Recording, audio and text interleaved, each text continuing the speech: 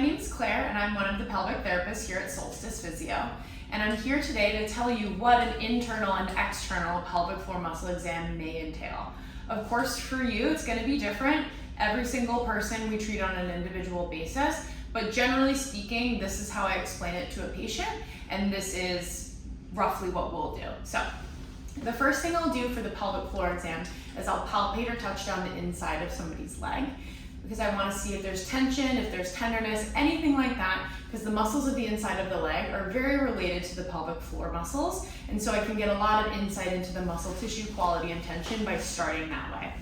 From there, I'll do the superficial pelvic floor exam, or the external pelvic floor exam.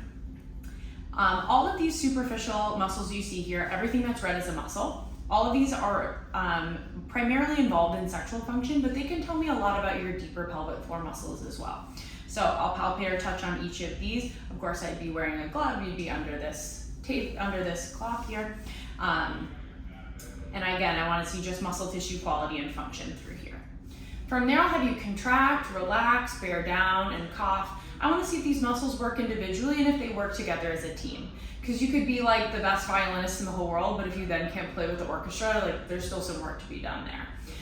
So from there, with your permission, I just use one glove lubricated finger to insert vaginally so I can assess these deeper muscles here.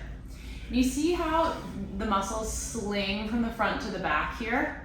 So that's part of why in the evaluation, I ask a lot about bowel, bladder, and sexual function, because a lot of times these function together and then they dysfunction together.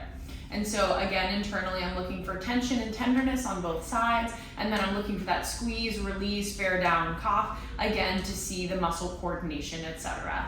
And overall, that is an explanation of how you do an external and then internal pelvic floor muscle exam at an initial evaluation here at Solstice. Although every individual is different, like I said, and your exam may entail other things that you would talk about with your therapist ahead of time.